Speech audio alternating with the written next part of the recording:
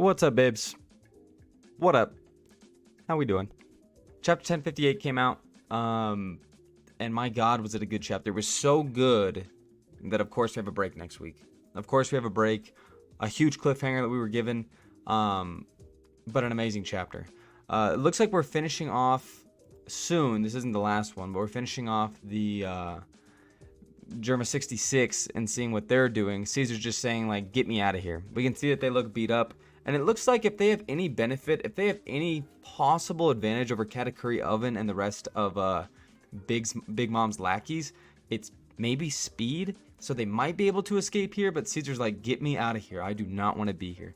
Poor Caesar. I mean, we can't really feel bad for him considering everything that he's done, but he wants to leave. He doesn't want to be used as a slave, as everybody decides to use him as one because his power is so broken. It starts off with the Strawhats. We're sailing to an island. These are like my favorite chapters of One Piece, kind of. I love the in-between. I love that we're not done with that. But now we're on our own. We've said bye to Kid, we've said bye to Law, and we've said bye to Wano. I'm going to be reading all of Wano. I can't promise that's going to happen in a week, but either this next week or the next time we get a break chapter, I'm going to go ahead and do a full review on Wano and seeing what it is. It's even tough for me to tell at this point just because when you get chapter by chapter, it's kind of tough to really form an accurate opinion on an arc in its entirety. So I need to reread it and see kind of what I think about it as a whole. It starts off with kind of some banter between Nami and Luffy talking about, why are you jumping off? You're like ruining us. We're going to die. And then Jinbei saying that she has Conqueror's Haki, which I thought was really funny. And then the bounties come in saying that the 9 commanders of the Straw Hat fleet now have new bounties. Chopper finally has reached 4 digits on there.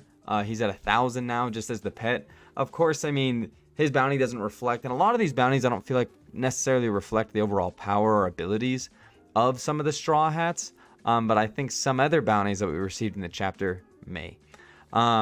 He has 1,000. Nami has 366 million. Close to that is Brook with 383 mil. I think these are pretty good and accurate, except Chopper's.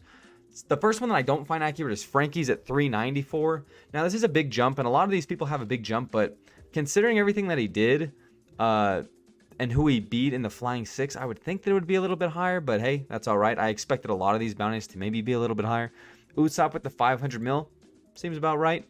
Robin, especially at this point in this late game, especially with where they are in the new world, with 930 million, I can respect that. Especially with their new power-up. I think that it's somewhat accurate on where she is, but another one's kind of Nami that's not super accurate, because now that she has Zeus, and I'm not even saying that the government would know that, but she's stronger than I think her bounty lets on. Sanji actually coming in 4th place, which I'm pumped about. I'm not wearing it, but Jinbei is my boy. I love Jinbei. I'm a very big fan of him. He was at, I think, 400,000 before, somewhere around there, and he jumped all the way to 1.1 bill. Zoro is at 1.1 bill and 1,100, which is like really weird. I think his should be much higher. I don't really remember what King's is, but I know King's was higher. It might have been like 1.4. I would have liked to see somewhere between 1.5 and 1.8 for him, but tomato, he's still the second highest bounty on the Straw Hats, and I think they might be downplaying them because of how big of a problem they actually are, and the government might be going after them themselves, and they understand that if they fall into the hands of other pirates, which at this point, it doesn't even seem like other crews are going to be able to take them out, that they need to rile all these dudes, round all them up, and throw them in Sea Prism cuffs because they are an absolute problem. The normal banter, Sanji's pissed about his bounty being too low, and he fights with Zoro, and then we get to the juiciest part of the chapter. Like I said, Cross Guild, Buggy is a bitch. Buggy is just the face of the operation, but besides that, this wasn't his idea. This was Crocodile's idea. And Crocodile, man, he was making calls in his off time since Alabasta. He's been forming something special, I think, this entire time. I don't know exactly who he has under him, but I think it's safe to say that he definitely has some heavy hitters. Kind of like I was saying before, he's definitely bringing in a force here, kind of like Buggy has, but I think his is even more powerful for sure, just because he has those underworld connections and what he's doing with that. I love this scene of him ringing up Mihawk, and he's like, hey Mihawk, like, I hear you don't have the Warlord title anymore. Why don't you come and hang out with me? He's like, yeah, I guess. But the only reason Mihawk's doing that is because he doesn't like fighting all the time, I guess. He's the greatest swordsman in the world, but he's just like, you guys aren't worth my time. And I think that's kind of his thing, is it's not worth fighting unless it's going to be exciting for him, as opposed to literally just vermin killing. He's basically like killing rats, killing bugs, stomping on ants. Like the Marines coming after him mean nothing. And I'm surprised that they didn't send like an admiral or somebody after him, just knowing who Mihawk is. But I don't know. Could that be a risk? I said it last time and I'll say it again. Is he on that level? Yes. Yes, he's on that level. And I think his bounty reflects that. At 3.5, I think it was, for a dude who's not even an emperor of the sea. He's none of it. And he's like, I don't want to be an emperor. I don't want that attention. I want you to have the face, which kind of saves him. There's a lot of Buggy groveling at their feet and being like, please help us, or please don't kill me. I'll lick your boots, blah, blah, blah. But nobody on his side knows. It wasn't even his idea for the Cross Guild. We still don't know the Marine bounties, where that came from or who that's about. I have to think that that's Buggy because he owed Crocodile money and exactly what's happening there. But I'm not sure. But he basically grovels his way to not be killed by these two. I think it's funny that they're literally just holding him by the head. They're bullying him around in his own place, his own like tented camp that he has, which looks pretty big. They're in the New World somewhere. I'm not entirely sure where. But it's funny because his crew even is just like, well, I guess we're just with Crocodile now. And they're like, that's just naturally how it goes. So there's like no allegiance. There's nothing like that, which is to be expected. I mean, they're just kind of like, yeah, I mean, naturally we just got to follow him, right? They're claiming that they're going to probably go after the Strawhats, but I'm not sure about that. I'm not too sure. I guess it would make sense because, I mean, Crocodile clearly wants his revenge. And then Mihawk obviously has his duel with Zoro coming. But I would think that was kind of the end. Like, that's kind of how it's going to end. But Crocodile, his bounty, the government talking about him. Surprised we didn't get to see what happened to the rest of the warlords during this chapter. You would think that they would bring that up at this point. But I kind of think that if they didn't bring them up and if they're not mentioned, then they probably got it done. That they probably got them captured. That Kobe got it done and Boa is in custody. Weevil's a weird one. We could say that he's captured. We could say that he's not captured. I don't care either way. I just feel like the way that they introduced him and introducing him so late, he's still got to be out there, right?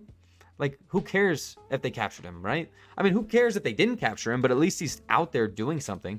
Hunting people, I guess. But it's a little strange. A little strange for sure. Talk about Crocodile with the glow up. Almost 2 bill. 1.965 billion.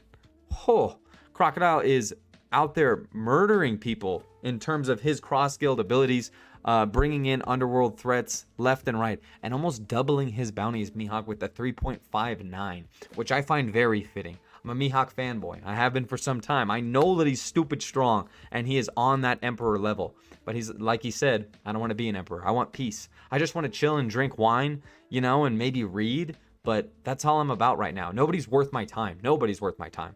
And I find it interesting that him and Crocodile kind of have a back and forth, probably coming from being warlords together. But even Mihawk is looking at Crocodile and he's like, any moment you slip up and I'm done with you. And I'm just done with you. And I don't know exactly how this whole cross guild is going to go, how the meltdown's going to happen. But Buggy is basically held hostage as the figurehead of this group, which, like we theorized, had to be the case. Because even Zoro's like, I don't imagine Mihawk going under him. Because even Mihawk's probably like, probably look like shit out there now that I'm under Buggy the bombastic clown, who has a higher bounty than Luffy, than Law, than Kid, all of them. 3.189. Now, it's not that much higher, and they say that he's under control. I'm very glad that they didn't put him above Mihawk in terms of bounty, even though he's the one in charge to the Marines, just because that's not very accurate. That's not very accurate at all. But Mihawk basically saves him. He's like, I want him to be the figurehead. Like, we can see this as kind of a benefit. If they're going to go after him, that's fine. And we can do our own stuff on the side. And then Crocodile, being the badass he is, he's like, yeah, that's cool. That works. Another thing that I was thinking about in this chapter is there's the theory that Crocodile is Luffy's mom, right? Could that be a possibility of why this character's back? I'm a huge fan that Crocodile's back. I think Crocodile was an amazing first, like, mega arc villain. I think he's a character that we didn't get enough of, and I'm glad we're getting more of him. I went back and looked at his little chapter head story about him basically going across and doing all his underworld activity, and exactly what that means, I don't know. But what his connections are, I don't know. But I have to assume that he has access to weapons, the whereabouts of devil fruits. He's very informed, and he definitely has some heavy hitters backing him. So it's definitely very interesting. I'm looking forward to seeing what the Cross Guild's like. I'm glad that we finally got that. It's fine. We can say see you later for a while and see what they're going to do in a little bit. But then we have the Revolutionaries, which is kind of ending the chapter with an absolute bang. So we find out that Sabo is not only safe, but he's on the phone. And there's something going on, and Dragon's like, I will never forgive him if he actually killed King Cobra. And I'm surprised that Dragon, knowing the government and knowing how much they manipulate information, that he believes that. Because I don't even believe that. So I'm surprised that he does. There could be something where Sabo maybe had to do it, but I'm not sure. Sabo's in a location where he's kind of on the run, where he's definitely like one, if not the most wanted man in the world at this point. And then we just kind of have to see what he has to say, what his play-by-play is, or how much information that he has to keep secret, knowing that he's being tapped by the government, which I'm assuming that he knows. Being a revolutionary, they probably have to deal with that all the time. So it's definitely interesting. Kuma's alive and well. We knew that Kuma was alive because they said that they rescued him, but it seems like he is unable to come back to the original Kuma. He is brainwashed, he's mechanized, he's a robot, he's somebody who just follows orders, unfeeling. And we can see the emotion on Koala's face, and I read it back and I was looking and I was like, she's so upset because I used to be a dear friend of hers, of I assume everybody in the Revolutionary Armies, but he's gone for now. I don't know if he's gone. I don't know if he'll be back, but at this time and place, it doesn't seem like he's going to help us out with any information, but Dragon is trying his best. And then it ends beautifully. Even though we have a break next week, Sabo is on the line. We're about to learn some crazy shit.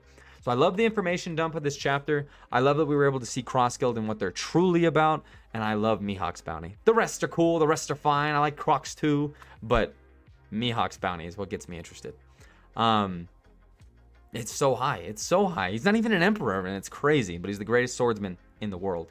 That's all for this time. Like I said, I'm going to reread Wano. I don't know if that'll be in a week for next week. But I hope you guys have a great day. I hope you enjoyed the chapter like I did. And I hope we keep getting some more in-between stuff, which it seems like next time we're almost guaranteed. But until then, peace out, dudes. Bye.